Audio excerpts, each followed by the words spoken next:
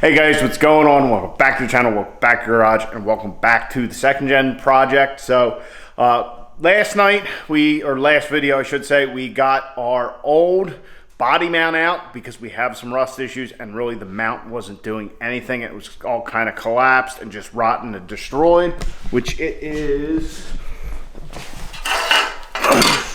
right here, as you can see, just completely maimed and just completely useless. I was doing a little bit of practicing for our welding because we have this new one from Body Shop Price we're gonna put in. We have one for both sides. Like I told you guys before, you guys can get these from their website or you can get them from off eBay. They deal that way.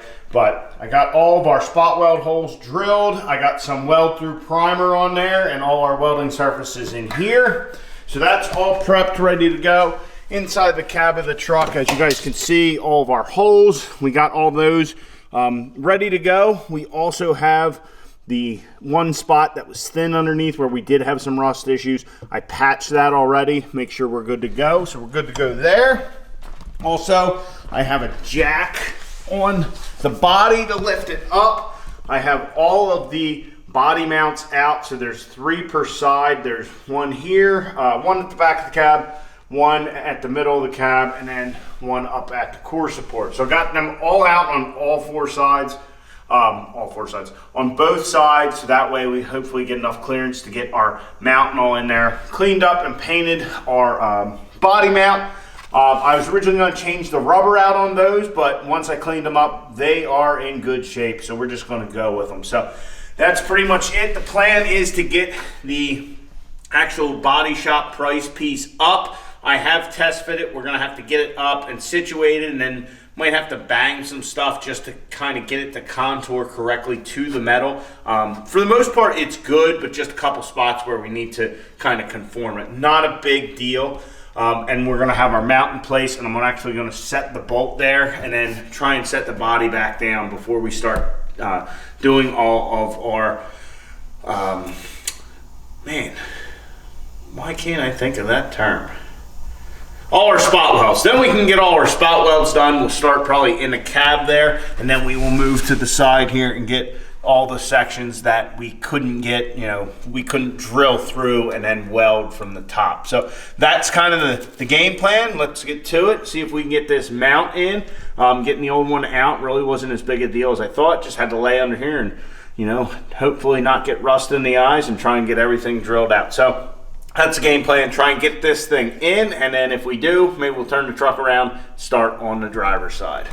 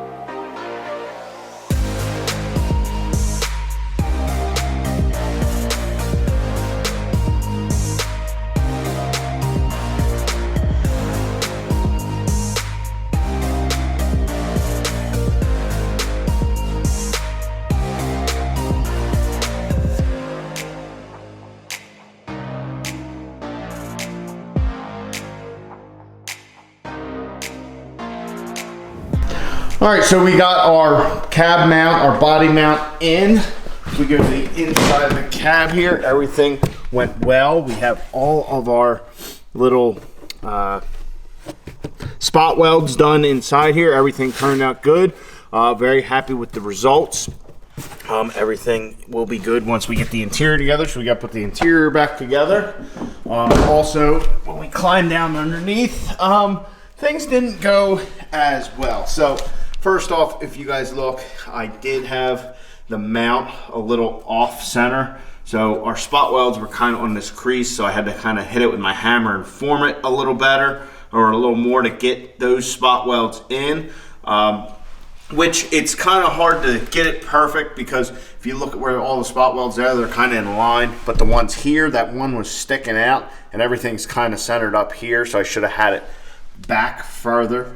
But our side ones, I really couldn't get them good to do our spot welds. So if we look here where we got our spot welds, I actually bent this part back so I could try and get this closer in. I still couldn't get it in, you know, with having the bolt started. So what I ended up doing was just kind of, I spot welded these, just added, you know, filled it up, but I also just welded across all those, and I added a little extra weld up here, which looks kind of janky, but oh well. So that's all good. It's not perfect, but it works. You can see, you know, hitting it with the hammer. Whatever I used for a primer on this really didn't work too good, so we're gonna have to go back and revisit that as far as paint goes. But other than that, I'm happy with how the mount turned out. We had a couple little issues, but I by no means am a body man. So anyway, this side's done. Other than the paint, I got all of our bolts back in the cab. Another thing, I also had it jacked up next to the frame before. Had to come out on the pinch weld here and or trim or whatever the hell it's called. Had to come out here and jack up to get the leverage to get it to move properly. So we'll get our wheel well liner in, get our interior back together, get our wheel on, and then we can pull the truck out, flip it back around, pop the heater back on, and go to town removing our driver's side mount.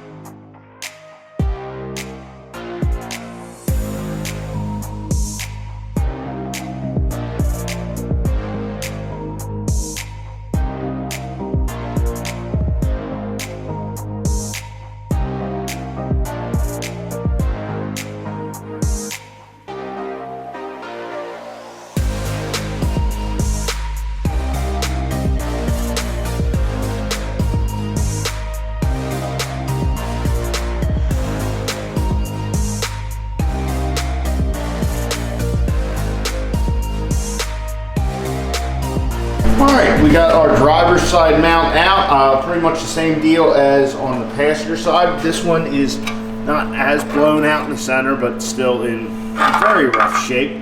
But that being said, we have some additional issues. So if we climb down here, our rot, kind of same thing as before, right underneath the mount. But we do have this big hole here, so we'll have to patch that. And then also on the inside of the rocker. So it was thin in here, and then trying to get the spot welds out really didn't turn out too well. So we're gonna have to patch that as well. So I'm gonna get this all cleaned up, and we'll go from there, see what we can do. I don't know, the rest of it, I poked and prodded it a good bit, and it seems like the rot's just pretty much where it's, you know, pushed in. So, you know, if we can just get away with a small patch panel, we'll be good. But yeah, it's kind of, yeah, par for the course. You know, you're dealing with crap like this, you always expect to find more. Actually, I was kind of surprised on the passenger side that it wasn't worse.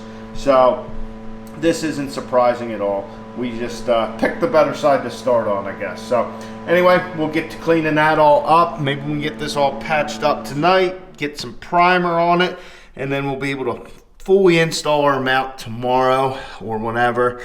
So anyway, yeah, that's our status update. More rust. All right, so got it all cleaned up, and upon further inspection, we're gonna need a little patch panel here like we did on the passenger side, but we also have two holes here which we're gonna have to patch. I honestly don't know how I'm gonna go about that, whether just cut out the bad stuff and then just plate it on the inside so I can weld it fairly easily.